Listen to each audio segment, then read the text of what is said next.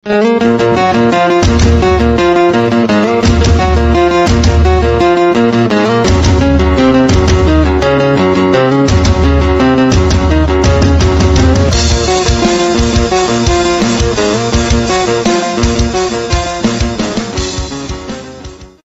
pedang juga sedang berdiri di belakang iblis langit hitam, mengalirkan kekuatan ke dalam tubuhnya. Kedatangan Lin Tian membuat Raja Kegelapan terkejut, tetapi dia tidak bisa bergerak, seolah-olah tubuhnya terkunci di tempat. Orang-orang di sekeliling mencoba melarikan diri, namun mereka menyadari bahwa tubuh mereka telah menyatu dengan tempat itu, membuat mereka tidak bisa keluar begitu saja. Si gila pedang sendiri ingin melarikan diri, tetapi Raja Kegelapan terkejut dan berseru, "Kalau kau pergi, aku akan mati." Mendengar ini, si gila pedang tidak peduli, hanya berkata, "Urus dirimu sendiri." Begitu dia pergi, kekuatan yang menyokong penghalang langsung melemah, dan orang-orang lainnya mulai berusaha kabur dari keterikatan ruang tersebut. Wajah Raja Kegelapan langsung berubah, karena dia tahu bahwa jika semua orang ini pergi, dia pasti akan tamat. Lin Tian yang melihat semua ini tersenyum dan berkata, "Kelihatannya kau justru menjebak dirimu sendiri dengan petir iblis penghancurmu itu." Raja Kegelapan langsung mengancam, "Bocah, aku peringatkan, aku tidak mudah ditindas." "Oh, jadi kau sedang mengancamku?" Lin Tian malah menertawakannya, membuat Raja Kegelapan panik. "Apa yang kau inginkan? Kelihatannya kau memang tak tahu betapa lemahnya dirimu, sebelum diberi pelajaran," kata Lin Tian sambil tersenyum. Raja Kegelapan panik. "Aku orangnya si gila pedang. Kau harusnya cari dia, bukan aku. Yang menggangguku itu kau, jadi kaulah yang harus dihukum," jawab Lin Tian sambil tertawa. Raja Kegelapan mulai panik lagi. Kau tak bisa menyakitiku. Kalau bukan sekarang, kapan lagi?" Lin Tian mendekat, dan Raja Kegelapan menatapnya seolah melihat monster. Kemudian, Lin Tian mengeluarkan segel dan langsung menyentakkannya ke atas kepala Raja Kegelapan, yang menjerit keras, lalu jiwanya tersedot masuk ke dalam segel itu. Kekuatan jiwa Lin Tian merupakan salah satu dari 100 besar, dan ia pun bergumam, "Sepertinya aku memang harus menyerap lebih banyak jiwa kuat untuk memperkuat kekuatan jiwaku." Setelah itu, semua petir di sekitar lenyap, dan Lin Tian melayang di udara. Orang-orang yang menyaksikan dari bawah terpana. Apa dia bisa mengusir iblis itu lagi? King Dao juga heran dan bertanya, "Kau sudah mengusir Raja Kegelapan itu?" "Sudah kutangkap," jawab Lin Tian. King Dao ragu. "Kau menangkapnya?" "Ya, maksudku memang begitu." Jawaban Lin Tian membuat King Dao terbelalak tak percaya. Ziking ikut maju dan bertanya, "Jadi kau benar-benar sudah menyelesaikan masalah dengan Raja Kegelapan itu?" "Itu urusanmu," balas Lin Tian. Ziking kesal. "Kalau begitu, jangan cari aku kalau terjadi sesuatu nanti." "Cari kamu? Aku rasa justru kau yang berharap aku ada masalah," kata Lin Tian sambil tersenyum. Ziking langsung terdiam, tak bisa membalas. Lin Tian pun mencari tempat untuk beristirahat, dan selama beberapa hari ke depan, semuanya tenang. Tak ada yang berani mengganggunya. 5 hari kemudian, muncul hembusan angin kuat dari dalam tanah, dan semua orang merasa tubuh mereka ditarik ke udara. "Terbang?" seru Ziking heran, dan Lin Tian pun bingung. "Kenapa kita dipaksa terbang?" King Dao berkata pelan, "Sepertinya ini tidak sesederhana itu." "Apa maksudmu?" tanya Lin Tian. King Dao menjelaskan, "Ini sangat berbahaya." Saat itu, banyak sekali ahli kuat muncul di langit. Mereka bahkan bertarung satu sama lain. Lin Tian melihat Nye Yun Tian, para ahli, orang-orang dari kaum iblis dan iblis sesat. Kekacauan pun pecah di mana-mana. Ruang seolah-olah akan meledak kapan saja. King Dao menarik napas dalam-dalam. Semua sekte, iblis, dewa, semuanya keluar satu persatu. Lin Tian penasaran. Apakah itu tanda-tanda kemunculan senjata dewa? King Dao menatap ke sekeliling dan berkata, "Kalau lihat situasinya, kemungkinan besar iya." Lin Tian pun mengaktifkan mata ajaib miliknya untuk mencari yang istimewa di sekitar sana. Tak lama kemudian, ia menemukan fluktuasi kekuatan dari sebuah retakan ruang. Tanpa ragu, Lin Tian melompat ke dalam retakan itu. Orang-orang yang melihatnya bingung. Apa yang dia lakukan? Namun saat mereka ingin mengikuti, mereka merasakan bahaya besar dari celah itu, dan tak berani mendekat. Di dalam celah itu, Lin Tian melihat sebuah pedang hitam yang berkilau di kegelapan. Pedang apa ini? Lin Tian penasaran, lalu menggapainya dengan satu tangan. Saat itu juga, kekuatan dahsyat meledak dari pedang, seperti hendak menelannya. Namun Lin Tian malah menyerap kekuatannya, satu demi satu. Dalam proses itu, kekuatan Lin Tian melonjak pesat, dan ia menembus ke tahap tanah tandus bintang 8. Di saat yang sama, penglihatannya tentang masa lalu menjadi lebih jelas, seperti ada bayangan hitam melayang dalam pikirannya. Apa ini? Gumam Lin Tian. Pedang hitam itu mulai berdengung, seolah berkomunikasi dengannya.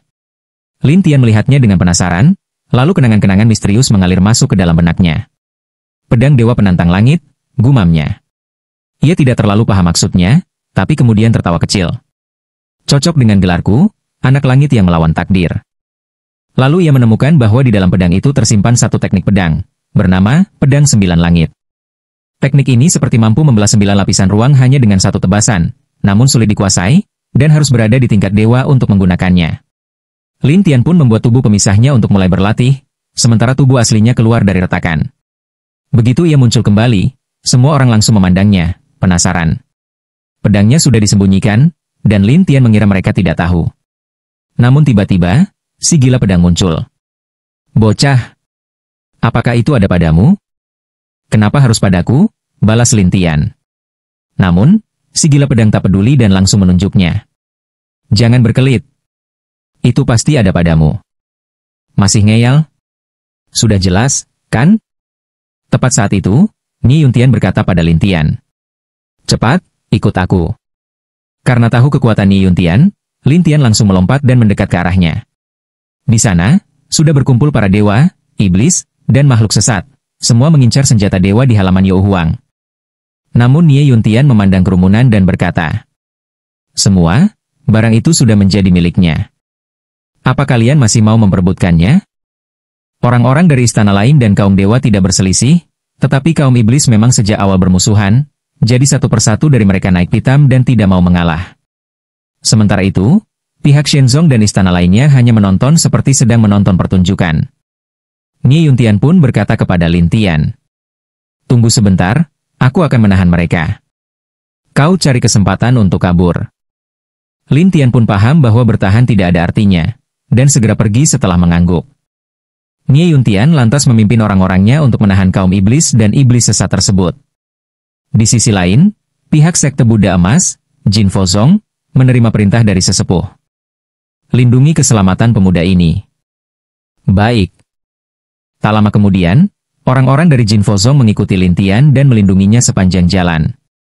Beberapa hari kemudian, Lin Tian menghentikan langkahnya, dan para penjaga dari Jin Fozong pun tertinggal. Hanya King Dao yang berhasil mengikutinya dan bertanya, kau tidak apa-apa? Lin Tian tersenyum. Mereka belum bisa menyakitiku. Tapi senjata dewa di tanganmu itu, pada akhirnya akan membawa masalah, ucap King Dao khawatir. Namun Lin Tian menjawab dengan percaya diri. Tenang saja, aku akan menyelesaikannya sendiri. Setelah tahu bahwa Jin Fozong sudah bersusah payah membantunya, Lin Tian pun berkata, sekarang, katakan apa yang kau ingin aku lakukan untukmu? Ikut aku ke sekte Buddha Emas, kata King Dao. Lin Tian pun mengikuti langkah King Dao, dan mereka segera berangkat menuju markas Jin Fozong. Namun tiba-tiba, Ziki muncul dan berdiri di samping mereka sambil tersenyum. Kalian benar-benar cepat. King Dao bertanya heran. Bagaimana kau bisa tahu kami ke sini? Ziking dengan bangga berkata, selama dia ada di tempat yang sama denganku, dia tidak bisa lepas dari pengawasanku. King Dao melirik ke arah Lin Tian dan bertanya penasaran. Dia kekasihmu? Lin Tian menggeleng, tapi Ziking menjawab sambil tersenyum. Walaupun aku bukan kekasihnya, aku lebih baik dari kekasihnya. Namun Lin Tian berkata, jangan dengarkan omong kosongnya. Ayo, antar aku. Baik, jawab King Dao. Mereka pun berjalan sampai tiba di sebuah menara tinggi milik Jin Fozong. Saat memasuki menara itu, Lin Tian merasakan aura yang sangat kuat, dan King Dao pun menjelaskan. Di sini ada iblis kuat yang disegel oleh guruku. Tapi dia semakin kuat, jadi kau harus menggunakan senjata dewamu untuk membunuhnya. Lin Tian bertanya heran. Kau tahu apa senjataku? Katanya, senjata dewa milikmu bernama Pedang Dewa Penentang Langit. Katanya, pedang itu bisa membunuh semua iblis. Sekali terkena, susah untuk pulih kembali, jelas King Dao. Lin Tian pun mengangguk. Baiklah, aku akan masuk dan melihat. King Dao pun senang dan memberi hormat ke arah menara. Guru. Terdengar suara dari dalam menara. King Dao, kau sudah membawa pedangnya kembali? Sudah, jawab King Dao. Mana dia? King Dao menunjuk ke arah Lin Tian dan berkata, ini dia. Dia? Suara di dalam terdengar penasaran. King Dao pun menjelaskan semuanya, dan menambahkan. Dengan bantuannya, seharusnya kita bisa mengalahkan iblis itu. Suara dari dalam berkata, baik, biarkan dia masuk. King Dao menoleh ke Lin Tian dan berkata, silakan. Pintu menara pun terbuka. Di dalamnya gelap gulita, tetapi Lin Tian bisa merasakan aura iblis yang kuat, sesuatu yang sangat ia sukai. Begitu masuk, Lin Tian langsung menyerap kekuatan spiritual itu secara gila-gilaan, dan suara dari dalam menuntunnya ke bagian tengah menara. Di sana, Lin Tian melihat aliran udara hitam yang dibungkus benang hitam, tanpa sesosok makhluk sedang berjuang keras di dalamnya. Namun, ada cahaya emas dari kegelapan yang terus menekannya, dan suara itu berkata, anak muda, hati-hati. Monster ini sangat berbahaya. Tenang saja, aku mengerti, jawab Lin Tian, lalu mendekat. Aliran hitam itu tertawa. Cuma membawa manusia dari tanah tandus dewa? Apa kalian para biksu sudah tidak punya kemampuan? Dia akan membereskanmu, jawab suara dari dalam. Iblis itu menertawakan Lin Tian. Bocah, kalau kau tak ingin mati, sebaiknya kabur. Kalau tidak, kau akan mati tanpa tahu bagaimana caranya. Namun Lin Tian berkata santai. Aku datang ke sini memang untuk membereskanmu, mana mungkin aku lari? Kau yakin tak mau kabur? Tentu saja yakin. Kalau begitu, datanglah. Aku jamin hidupmu akan lebih buruk dari kematian, cibir iblis itu. Lin Tian tersenyum dan terus mendekat. Suara dari dalam menara memperingatkan. Sebaiknya kau gunakan pedang itu. Kalau tidak, ini akan sangat berbahaya. Tidak perlu, jawab Lin Tian. Iblis itu tertawa. Tidak pakai? Bocah, kau besar kepala sekali. Lin Tian tersenyum aneh dan menempelkan tangannya ke tubuh iblis. Sekejap, iblis itu melepaskan energi roh yang sangat kuat. Aura jahat itu langsung masuk ke dalam tubuh Lin Tian. Orang di dalam menara kaget dan ingin membantu, tapi Lin Tian berkata dalam hati, tidak perlu. Aku bisa mengatasinya sendiri. Tapi, kecil? Lin Tian menegaskan, dan orang di dalam pun penasaran tapi terdiam. Sementara itu, si iblis terus meningkatkan serangannya. Setengah jam berlalu, Lin Tian merasa nyaman, tapi iblis itu mulai panik dan berteriak. Apakah kau ini iblis juga? Bahkan orang di dalam terkejut dan terpana melihat Lin Tian. Lin Tian lalu berkata sambil tersenyum. Sebagian besar aura iblismu telah kuserap.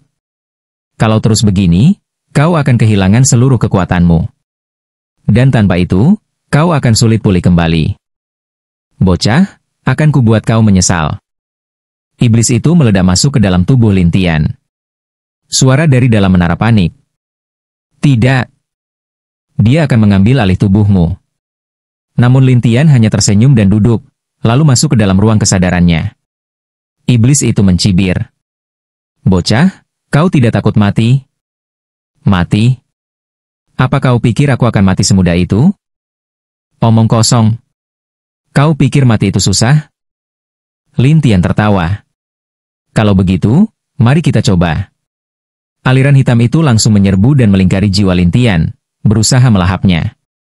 Namun Lin Tian tiba-tiba mengeluarkan segel, dan seketika segel itu menghantam arus hitam, membuat iblis menjerit kesakitan dan ingin kabur. Tetapi Lin Tian berkata dengan tenang. Kalau sudah masuk, tak akan bisa keluar lagi.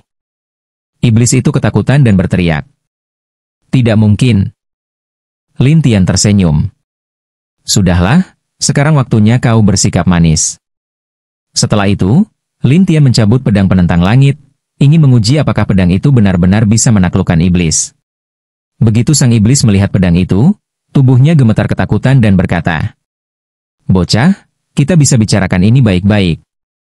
Lin Tian memandang aliran udara hitam di dalam ruang kesadarannya dan tersenyum. Bukankah tadi kamu sangat kuat? Sekarang kenapa jadi takut? Menghadapi ejekan Lin Tian, aliran hitam itu terlihat takut dan berkata, "Tadi aku hanya kurang bijak." Lin Tian tak menyangka iblis yang begitu kuat bisa begitu penakut, lalu bertanya, "Sebenarnya kamu ini iblis jenis apa?" "Aku ini iblis roh," jawab iblis itu dengan nada gugup. Lin Tian merasa heran. "Iblis roh? Itu maksudnya, aku bisa masuk ke ruang kesadaran seseorang, ke dalam jiwanya, dan jiwa mereka tidak bisa melukaiku. Tapi aku bisa mengganggu jiwa mereka," jelas iblis itu. Mendengar penjelasan ini, Lin Tian tersenyum. "Tak kusangka bisa seperti itu." Aku, iblis itu ketakutan kalau Lin Tian akan membunuhnya, dan tubuhnya mulai gemetar. "Tenang, aku tidak akan membunuhmu," kata Lin Tian sambil tertawa kecil. "Benarkah? Kau sungguh tidak akan membunuhku?" tanya iblis itu dengan gugup. "Benar, aku tidak akan membunuhmu," Lin Tian tersenyum. Iblis itu pun bernapas lega dan bersorak gembira. "Terima kasih." Lin Tian berpikir sejenak dan berkata, "Tapi, kau harus membuat kontrak denganku, supaya aku yakin kau tidak akan menyakitiku." Begitu mendengar itu, iblis tersebut langsung berubah bentuk menjadi bola air tanpa tubuh, membuat Lin Tian tercengang. "Kau ini apa?" "Ini bentuk asliku, gelembung," jawab iblis itu sambil tertawa. Lin Tian bergumam, "Aneh, menyeramkan." Iblis itu cepat-cepat berkata dengan canggung, "Jangan takut. Aku tidak menyeramkan." Lin Tian tidak ingin banyak bicara lagi, dan langsung membuat kontrak dengan iblis tersebut. Setelah kontrak selesai, iblis itu kembali berubah menjadi aliran udara hitam dan bersemayam di ruang kesadaran Lin Tian. Di sisi lain, seorang kakek botak tua yang kepalanya bersinar emas, guru dari King Dao, sedang berdiri. Ia memegang tasbih emas dan memandang Lin Tian dengan cemas. "Kau baik-baik saja?" Lin Tian tersenyum padanya dan menjawab, "Aku baik-baik saja." Sang kakek pun menghela napas lega dan berkata, "Syukurlah." Lin Tian lalu berkata, "Kalau begitu, aku pergi dulu ya." Namun sang kakek melirik ke arah tempat iblis tadi menghilang dan berkata, "Tapi, bagaimana dengan makhluk itu?" "Oh, dia? Sudah kutaklukkan." Lin Tian tersenyum. Kakek itu tampak tak percaya. "Kau sudah menaklukkannya?" Lin Tian mengangguk, dan kakek itu terus memandangi Lin Tian penuh keraguan. "Bagaimana mungkin?" Lin Tian lalu melambaikan tangan, dan muncullah gelembung tadi. Melihat itu, sang kakek langsung mundur dan terkejut. "Benar-benar sudah ditaklukkan?" Lin Tian mengangguk lagi, dan sang kakek hanya bisa mengagumi Lin Tian. "Kalau suatu saat kau butuh bantuan, datang saja padaku." "Baik." Seketika, angin suci menyapu Lin Tian keluar dari menara. Begitu keluar, King Dao bergegas menghampiri. "Kau tidak apa-apa?" Lin Tian mengangguk, dan sang kakek tersenyum. "Dia sudah menyelesaikan masalah besar kita." "Benarkah?" King Dao sangat terkejut. "Benar," jawab sang kakek. King Dao sangat gembira dan segera berkata kepada gurunya, "Guru, dia telah banyak membantu kita. Izinkan dia masuk ke pagoda emas kita untuk bertapa." Sang kakek tampak kaget. Lin Tian bertanya, "Pagoda emas? Apa itu?" Ziking yang berdiri di dekat mereka menjawab sambil tersenyum. Katanya, di dalam sekte Buddha emas, ada pagoda suci kuno, tapi untuk bisa bertapa di sana dibutuhkan kebijaksanaan dan pemahaman khusus. King Dao tersenyum. "Itu hanya istilah saja, kebijaksanaan biksu." "Oh begitu?" Ziking tampak tidak terlalu percaya. Sang kakek lalu memandang Lin Tian dan berkata, "Kalau kau mau, silakan lihat-lihat." Lin Tian berpikir sejenak, merasa sayang kalau tidak mencoba, lalu berkata, "Baiklah, aku akan lihat-lihat." Sang kakek langsung memerintahkan King Dao untuk membawa Lin Tian ke pagoda emas. Namun Ziking menggodanya. "Hei, kau mau jadi biksu ya?" Lin Tian menanggapi santai. Katanya tidak harus jadi biksu, kan? Ziking tidak membantah lagi, dan Lin Tian pun tiba di sebuah menara emas raksasa. King Dao membawanya masuk ke dalam, tetapi Ziking tidak bisa ikut masuk. Di dalam pagoda itu, Lin Tian melihat banyak kitab suci yang melayang-layang, memancarkan cahaya emas. King Dao menjelaskan, kitab-kitab suci ini adalah harta berharga kami, tapi hanya mereka yang berjodoh yang bisa membukanya. Mendengar itu, Lin Tian tersenyum kecut. Menarik juga. Kau bisa lihat-lihat, barangkali ada yang cocok untukmu. Cocok? Maksudmu? Kalau kau berjodoh dengan salah satu kitab itu, dia akan turun menghampirimu. Lin Tian pun berjalan masuk. Tiba-tiba, kitab-kitab suci yang tadinya melayang mulai berterbangan ke arahnya satu persatu dan menumpuk di depannya. King Dao terkejut. Hah? Lin Tian langsung tertimpa banyak kitab suci, dan ia mengeluh. Ini kebanyakan, ya? Orang biasa, dapat satu saja sudah luar biasa. Tapi kamu, King Dao geleng-geleng kepala. Lin Tian memeriksa satu persatu, lalu berkata, boleh aku membacanya? Kalau sudah dipilih, kau bisa memilih satu atau dua metode untuk dipelajari, jelas King Dao. Lin Tian pun mulai memilih. Meskipun ada banyak kitab, dia tidak terlalu tertarik, dan melemparnya satu persatu. Hingga akhirnya, ia tertarik pada satu kitab berjudul Buddha Penghantu Jiwa. Isinya mirip dengan teknik suara Buddha lainnya, yakni menggunakan suara untuk mengikat jiwa, dan semakin lama suara terdengar, semakin kuat efeknya. Lin Tian langsung tertarik karena tekniknya tidak sulit dipelajari. Ini saja, kata Lin Tian. King Dao bertanya, kau yakin pilih yang itu? Lin Tian mengangguk. Tapi, tak ada satupun yang berhasil mempelajarinya. Jadi, kupikir, justru karena belum ada yang bisa, aku akan coba. Lin Tian tersenyum. King Dao terkejut. Kau mau jadi yang pertama mencobanya? Lin Tian mengangguk, dan King Dao berkata, kalau begitu, silakan coba. Lin Tian bertanya, boleh dibawa keluar? Dibawa keluar? King Dao terlihat bingung. Lin Tian tersenyum. Kenapa? Tidak rela? Kitab-kitab di pagoda emas ini sudah ada sejak zaman kuno. Tidak boleh dibawa keluar. Kami takut sesuatu terjadi, jawab King Dao canggung. Lin Tian tersenyum. Kalau begitu, biar aku coba saja dulu. Setelah itu, Lin Tian mencoba membawa kitab itu keluar dari aula, tetapi belum jauh berjalan, kitab suci itu melilit tubuhnya dan menariknya kembali ke dalam. King Dao tertawa pahit. Menarik juga. Tapi kemudian ia merasa tak enak dan berkata, maaf kalau kau jadi repot karenanya. Lin Tian tidak terlalu memikirkan hal itu. Sebaliknya, ia duduk dan berkata, aku akan pelan-pelan memahaminya. Baiklah, kalau kau butuh sesuatu, datang saja padaku. Aku akan berada di sekte Buddha emas. Setelah Lin Tian mengangguk, King Dao pun pergi. Lin Tian lalu mulai mempelajari kitab suci itu dengan tubuh duplikatnya di sana. Di luar pagoda Buddha emas, Ziking menatap King Dao dengan penasaran. Bagaimana dengan bocah itu? Sedang mempelajari kitab suci di dalam, jawab King Dao. Tidak mungkin, dia benar-benar menemukan kitab yang cocok? Ziking tampak terkejut. King Dao tertawa kecil. Dia bukan orang biasa. Ziking tidak begitu percaya. Memangnya seberapa sulit? King Dao tidak menjelaskan banyak, hanya tersenyum. Tunggu saja. Dia tidak akan keluar dalam waktu dekat. Setelah berkata begitu, King Dao pun pergi, dan Ziking bergumam penasaran. Apa sebenarnya yang dilakukan anak itu? Saat itu, King Dao sudah tiba di suatu tempat tenang milik sekte Buddha emas, tempat gurunya sedang menunggu. Ada apa? Tanya sang guru, penasaran melihat King Dao datang. King Dao tersenyum. Guru, saya rasa Anda tidak akan menyangka hal ini. Oh, ada hal apa? King Dao pun menceritakan semuanya. Setelah mendengar penjelasan itu, mata sang guru terbelalak. Benar, kalau guru tidak percaya, bisa langsung lihat ke sana, kata King Dao. Sang guru tertawa. Sepertinya dia memang dekat dengan sekte kita. Ya, jawab King Dao setuju. Sang guru mengangguk pelan.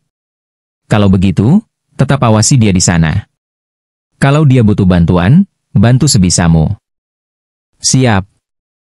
King Dao pergi, dan sang guru memandangi langit sambil bergumam. Jangan-jangan dia adalah anak pilihan dari langit itu? Sementara itu, Lin Tian sendiri tidak tahu apa yang mereka bicarakan. Ia duduk selama beberapa bulan untuk mempelajari kitab itu, hingga akhirnya keluar dari dalam. Melihat Lin Tian, King Dao bertanya, "Sudah selesai mempelajari semuanya?" "Baru setengahnya," jawab Lin Tian. "Setengah?" Lin Tian mengangguk, tetapi tidak menjelaskan lebih lanjut. Namun Ziking masih menunggunya di luar. Begitu melihat Lin Tian keluar, ia langsung mengejek. "Anak muda, akhirnya kamu berani keluar juga?" "Kenapa aku tidak boleh keluar?" tanya Lin Tian. Ziking tertawa. "Kau dapat pedang itu, lalu sembunyi di sini. Bukankah itu artinya kau bersembunyi?" "Aku sedang mempelajari kitab suci." "Halah, itu hanya alasanmu saja." Ziking seolah merasa dirinya tahu segalanya. Tapi Lin Tian tidak meladeninya dan segera bersiap kembali ke tanah terpencil untuk mencari orang-orang dari kuil Tianluo. Lin Tian pun berpamitan kepada King Dao, dan King Dao langsung mengantarkannya pergi. Ziking mengikuti diam-diam tanpa bicara. Setengah hari kemudian, Lin Tian bertemu dengan orang-orang dari gerbang ilusi. Orang-orang ini telah memasang formasi besar, menciptakan ilusi gunung dan sungai di mana-mana, menghalangi seluruh jalan. Di atas pun tampak awan putih seakan hendak jatuh, menciptakan tekanan hebat. "Wah, pertunjukan besar ini," kata Ziking sambil tersenyum. Lin Tian tersenyum kecil. "Gerbang ilusi, ya?" "Gerbang ilusi?" Ziking tak menyangka kelompok itu muncul lagi. Ia ingat merekalah yang membuat onar di taman rumput sebelumnya. "Apa kau punya urusan dengan mereka?" tanya Ziking. "Pentingkah?" jawab Lin Tian. "Tentu saja," kata Ziking. Lin Tian tidak menjawab, dan Ziking terlihat cemas. Saat itu, seorang pria berjubah emas muncul di ruang ilusi. Ia membawa cambuk emas, berdiri dan menatap Lin Tian. "Anak muda, aku sudah lama menunggumu," katanya. "Oh, kau tahu aku akan lewat sini? Ini satu-satunya jalan dari sekte Buddha emas menuju tanah terpencil," jawab pria itu dengan dingin. "Kalau begitu, perkenalkan dirimu," ucap Lin Tian santai. "Aku adalah salah satu dari 10 murid terbaik di gerbang ilusi, Ao Shangtian." Mendengar namanya, Ziking terkejut. "Ini Ao Shangtian? Namanya memang keren, tapi kekuatannya tak seberapa," kata Lin Tian santai. Ziking melirik kesal. Dia itu sudah di tahap Dewa Bintang 7, loh. "Lalu kenapa?" Lin Tian tetap tenang. Ao Shangtian menatap Lin Tian dengan dingin. "Kudengar kau mendapatkan pedang anti langit? Kalau iya, kenapa?" "Kalau begitu, setelah kutangkap kau, pedangnya akan jadi milikku," ujar Ao Shangtian dengan sombong. Lin Tian tertawa. "Apa yang kau tertawakan? Kau pikir bisa menang hanya dengan tertawa?" Dengan ini, Ao Shangtian mengayunkan cambuknya. Langit langsung bergetar, dan cahaya emas berubah menjadi ratusan pedang yang menyerbu ke arah Lin Tian. Lin Tian menghindar dan berkata, "Kalau hanya mengandalkan senjata sihir, aku sarankan kau menyerah saja." Ao Shangtian tertawa sombong. Tapi Lin Tian melambaikan tangan, dan cambuk di tangan Ao Shangtian tiba-tiba berada di tangan Lin Tian. Ao Shangtian langsung melongo. Ziking terkagum. Anak ini hebat juga, mencuri senjata orang begitu mudahnya. Lin Tian tak bicara, malah menghancurkan cambuk itu di tempat. Ao Shangtian marah dan tubuhnya berubah menjadi cahaya emas, meluncurkan pukulan bertubi-tubi ke arah Lin Tian. Namun Lin Tian tetap menghindar, dan di sela-sela itu, ia mulai menggunakan jurus Buddha Penghantu Jiwa. Suara Buddha mulai bergema di sekitar. Ao Shangtian awalnya meremehkan, tapi lalu terkejut dan berkata, "Kau bercanda ya? Kau pikir begitu?" Lin Tian tersenyum. Aku akan membunuhmu," teriak Ao Shangtian dan siap menyerang lagi. Namun tiba-tiba ia merasa jiwanya terikat oleh sesuatu. "Ada apa ini?" Ao Shangtian panik. Ziking bertanya, "Ada apa dengannya?" "Aku baru saja mempelajari jurus dari sekte Buddha emas, dan itu bisa mengikat jiwa." "Sekarang dia sedang mengalaminya," jawab Lin Tian santai. Ziking sampai menahan napas. Sungguh teknik yang mengerikan. "Mau coba juga?" Tanya Lin Tian sambil menatap Ziking. Ziking langsung melompat menjauh dan menatap Lin Tian seperti melihat monster. Kamu menyeramkan. Sementara Ao Shangtian menatap Lin Tian dan berteriak. Lepaskan aku, cepat. Kau mau menangkapku, lalu minta dibebaskan? Menurutmu itu mungkin? Aku akan melawanmu sampai mati kalau tidak kau lepaskan. Mau melawan? Aku ingin tahu bagaimana caramu melawan, ejek Lin Tian. Ao Shangtian lalu berteriak ke tempat gelap. Keluar dan bunuh dia. Sekejap, banyak pemanah muncul dari kegelapan, memanah dengan kekuatan luar biasa. Anak panah mereka menembus ruang, langsung mengarah ke Lin Tian. Lin Tian menghindari satu persatu anak panah tersebut, sementara Ao Shangtian memanfaatkan kesempatan untuk melarikan diri. Ziking yang berada dalam bayangan ikut menghindar dan berkata pada Lin Tian. Orang-orang ini tidak mudah dikalahkan. Aku tahu, jawab Lin Tian santai. Ziking menggoda. Lalu kau punya cara untuk mengatasinya? Masalah kecil saja. Dalam sekejap, Lin Tian menghilang, dan kemudian para pemanah itu menjerit satu persatu, lalu jatuh dari udara sambil berteriak, Aarg!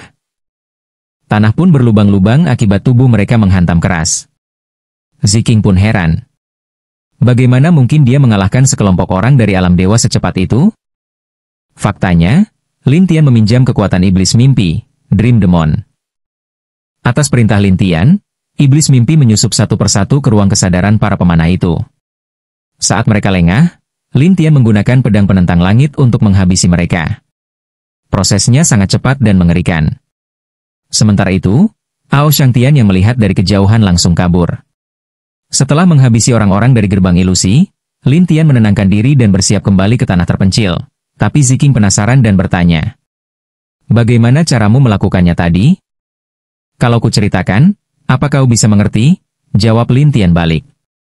Ziking tidak menjawab, hanya mendengus dan berkata. Pokoknya, cepat atau lambat, aku akan meneliti dirimu sampai tuntas. Teliti aku? Hanya kau? Lin Tian mencibir. Ziking tak peduli dan terus mengikutinya. Beberapa hari kemudian, Lin Tian kembali ke Akademi Youhuang, dan saat Ni Yuntian mendengar kabar bahwa Lin Tian telah kembali, ia langsung menemuinya. Kau akhirnya kembali. Ada apa? Tanya Lin Tian penasaran, melihat ekspresi cemas Ni Yuntian. Lebih baik kita bicara di tempat lain, kata Ni Yuntian, lalu membawa Lin Tian pergi. Mereka tiba di sebuah pohon besar, dan di sana Ni Yuntian bertanya. Pedang iblis itu, tidak apa-apa? Pedangnya baik-baik saja, jawab Lin Tian santai. Masalahnya bukan itu, lanjut Ni Yuntian. Ada desas-desus bahwa pedang penentang langit hanya bisa dipegang oleh putra penentang langit. Aku khawatir orang itu akan datang mencarimu. Lin Tian hanya tersenyum samar, karena ia sendirilah sebenarnya putra penentang langit. Ia pun menatap Ni Yuntian dengan ekspresi aneh. Melihat ekspresi Lin Tian, Ni Yuntian bertanya. Ada apa? Kau penasaran? Aku hanya ingin tahu siapa sebenarnya putra penentang langit itu? Dia sosok yang sangat mengerikan, jawab Ni Yuntian. Mengerikan? Seberapa mengerikan? Dikatakan bahwa jika dia muncul, ia akan menghancurkan langit dan bumi. Karena dia menentang langit, maka keberadaannya pasti akan mengguncang seluruh tanah para dewa. Lin Tian tertawa. Apakah kau pernah melihatnya? Mana mungkin aku pernah melihatnya, keluh Ni Yuntian. Kalau belum pernah melihat, bagaimana kau tahu dia itu jahat atau tidak? Itu kan kata orang-orang. Lin Tian tersenyum. Segalanya tidak sesederhana yang kau pikir. Ni Yuntian tampak bingung dengan maksud ucapan Lin Tian, tapi kemudian Lin Tian bertanya. Apa banyak orang dari kuil Tianluo di Akademi Youhuang ini? Banyak. Dan semuanya berbakat-bakat. Aku ingin bertemu mereka. Ni Yuntian menatap Lin Tian ragu. Ada apa memangnya? Aku punya dendam pribadi dengan Tianluo Cha dan ingin tanya beberapa hal pada mereka. Kau tidak akan membunuh mereka, kan? Tanya Ni Yuntian curiga. Tidak, aku hanya ingin mereka menjelaskan sesuatu padaku. Setelah berpikir sejenak, Ni Yuntian akhirnya berkata. Baiklah, ikut aku. Lin Tian mengikuti Ni Yuntian hingga ke sebuah lembah di Akademi Youhuang, tempat para jenius dari akademi itu berkumpul. Nie Yuntian berseru. Keluar kalian. Banyak murid yang keluar, penasaran kenapa dekan memanggil mereka. Nie Yuntian berkata, ini Lin Tian, dia ingin bertemu murid dari kuil Tianluo. Semua murid dari Tianluo yang selama ini merasa terganggu pun langsung waspada. Salah satu pemuda di depan berkata dingin. Dekan, apa maksudnya ini? Namanya Zhang Yan, perkenalkan Nie Yuntian. Zhang Yan menatap Lin Tian dengan curiga, dan Lin Tian tersenyum padanya. Level Dewa 7 Alam? Ya. Kenapa memang? Aku ingin menantangmu, kata Lin Tian langsung. Semua orang langsung heran, kenapa orang dari tanah dewa terpencil berani menantang seseorang dari alam dewa? Zhang Yan mengejek. Naif sekali kau. Kenapa? Ada masalah? Tanya Lin Tian santai. Aku tidak punya dendam apapun padamu, tapi kau datang dan menantangku. Maksudmu apa? Aku hanya punya urusan dengan Tianluo Cha. Jadi aku butuh informasi dari kalian. Zhang Yan tertawa. Kau pikir bisa dapatkan informasi hanya dengan caramu itu? Kau pikir aku tak bisa membunuhmu secara tak sengaja? Kalau kau bisa, silakan coba. Zhang Yan menatap Lin Tian dingin. Kalau begitu, jangan salahkan aku. Ia pun menyuruh semua orang menjauh. Nie Yuntian bertanya. Kalian berdua sudah siap? Sudah. Tapi jangan harap aku akan menahan diri, kata Zhang Yan. Nie Yuntian memperingatkan. Tolong jangan sampai membunuh. Tergantung saja nanti, jawab Zhang Yan dengan tawa dingin. Nie Yuntian hanya bisa menghela napas dan berkata, baiklah, kalau memang harus. Lalu, ia membuat penghalang emas yang mengurung Lin Tian dan Zhang Yan. Zhang Yan langsung mengeluarkan api yang berkobar di sekelilingnya, sementara Lin Tian mengaktifkan jurus resolusi Buddha penghantu jiwa. Awalnya Zhang Yan meremehkan, tapi lama-kelamaan ia merasa ada yang aneh. Akhirnya, Lin Tian berhasil mendekatinya, meletakkan tangan di bahunya. Keduanya pun tampak saling terdiam. Faktanya, mereka sedang berduel dalam ruang kesadaran Zhang Yan. Orang-orang di luar mulai bertanya-tanya apa yang terjadi. Nie Yuntian berkata, sepertinya mereka masuk ke ruang kesadaran. Di dalam ruang itu, Zhang Yan terus terdorong mundur oleh Lin Tian, membuatnya frustasi. Kau hanya dari tanah terpencil. Aku memang dari sana. Tapi kau juga tidak jauh lebih kuat. Aku akan membunuhmu. Begitukah? Tiba-tiba, roh Zhang Yan dibungkus oleh sebuah gelembung hitam. Apa ini? Tanya Zhang Yan panik. Itu iblis mimpi. Saat kau masuk tadi, ia sudah mengelilingimu. Kau hanya tak sadar saja, jawab Lin Tian sambil tersenyum. Zhang Yan tidak tahu apa itu iblis mimpi, tapi ia merasakan seolah-olah jiwanya terikat oleh sesuatu, membuatnya sangat tidak nyaman. Jangan melawan. Menjadi korban iblis mimpi itu tidak menyenangkan, kata Lin Tian sambil tersenyum padanya. Zhang Yan mulai panik dan menatap Lin Tian dengan marah. Kau benar-benar menyebalkan. Lin Tian hanya tersenyum. Aku hanya ingin sesuatu yang berguna. Sesuatu yang berguna? Apa maksudmu? Aku ingin tahu di mana tepatnya lokasi Tianluo Cha, ujar Lin Tian dengan serius. Zhang Yan mengerutkan kening. Tianluo Cha memiliki aturan. Kau tak boleh menyusup ke lokasi tertentu, atau kau akan mati. Mati? Menurutku sih tidak sampai begitu. Lin Tian tetap tenang. Zhang Yan menjadi semakin bingung. Apa yang sebenarnya kau inginkan? Meminjam ingatanmu, jawab Lin Tian sambil tersenyum. Zhang Yan panik. Kau. Jangan berani-berani. Tapi Lin Tian hanya berkata santai. Kau tidak punya pilihan. Segera setelah itu, Zhang Yan mulai merasa ada yang tidak beres, karena iblis mimpi benar-benar telah menguasai dirinya. Akhirnya, terdengar teriakan, "Ah!" dan Zhang Yan langsung tertidur. Lin Tian menoleh pada iblis mimpi dan bertanya, "Kau bisa mengambil ingatannya?" "Bisa," jawab iblis mimpi. Lin Tian pun puas.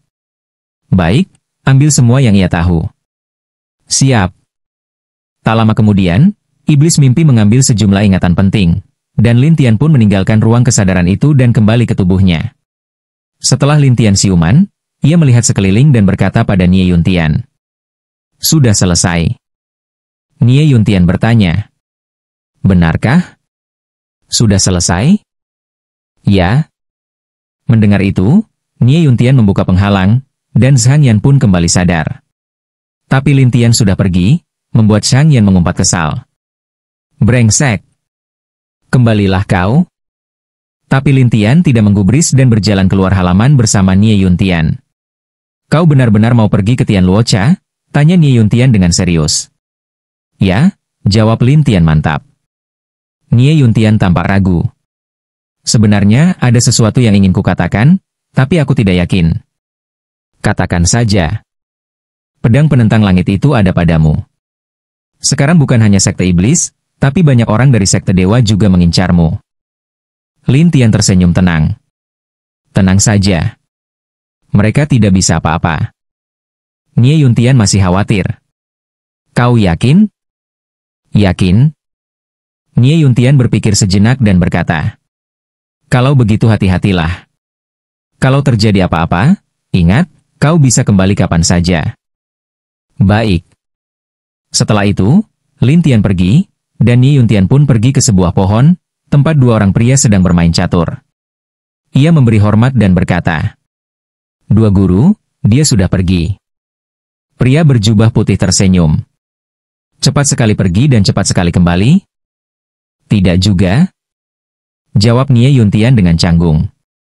Pria berjubah hitam mengerutkan dahi. Dia membawa pedang dewa. Bahaya kalau keluar seperti itu. Saya sudah mengingatkannya, tapi dia tetap bersikeras ingin pergi, jawab Nie Yuntian. Pria berjubah putih bertanya. Apa yang terjadi? Nie Yuntian pun menceritakan segalanya, dan pria berjubah putih tampak berpikir. Jadi, dia punya dendam dengan Tian Luocha? Mungkin begitu, kata Nie Yuntian. Pria itu pun menghela napas. Sepertinya tanah para dewa tidak akan tenang dalam waktu dekat. Maksud guru? Nanti juga kau akan tahu. Setelah itu, mereka kembali bermain catur, dan Nie Yuntian pun pergi. Sementara itu, Lin Tian sudah tiba di sebuah kota bernama Kota Gunung Gersang.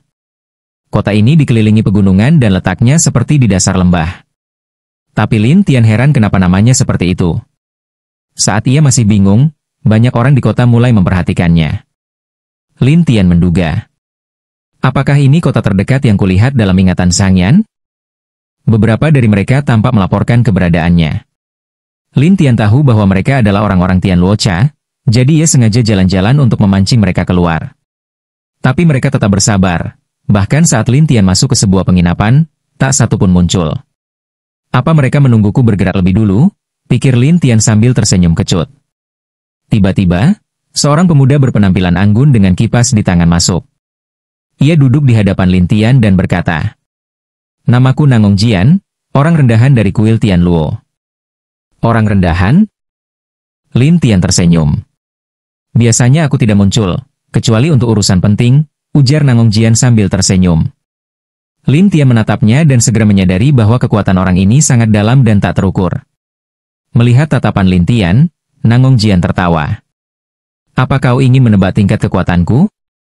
Tentu saja, jawab Lin Tian. Lebih baik kau menyerah saja, goda Nangong Jian. Menyerah kenapa? Aku tahu kau mencari Tian Luocha untuk balas dendam, bukan? Lin Tian tertawa kecil, tapi Nangong Jian tidak mengerti. Kenapa kau tertawa? Aku menertawakanmu yang meremehkanku, kata Lin Tian percaya diri. Nangong Jian tertawa keras. Sepertinya kalau hari ini aku tidak menyelesaikanmu, aku tidak bisa pergi dengan tenang. Bukankah Tian Luocha memang ingin menyingkirkanku? Ya. Semua orang bilang kau adalah putra penentang langit, jadi aku ingin mencobanya sendiri. Bagus, kita keluar kota saja. Terlalu ramai di sini. Setelah itu, Nangong Jian menghilang, dan Lin Tian juga menghilang. Di sebuah hutan di luar kota, Nangong Jian sudah menunggu. Ketika Lin Tian muncul, ia berkata, "Kalau begitu, aku tidak akan sopan." Dalam sekejap, bayangan pedang muncul dari segala arah di hutan, tampaknya berasal dari daun-daun yang berubah bentuk. Melihat itu, Lin Tian tertawa. Jadi ini cara kau mengalahkanku? Tentu saja. Daun-daun ini tidak sesederhana kelihatannya, jawab Nangongjian dengan penuh percaya diri. Daun-daun itu merobek udara dan meledak di sekitar Lin Tian. Boom!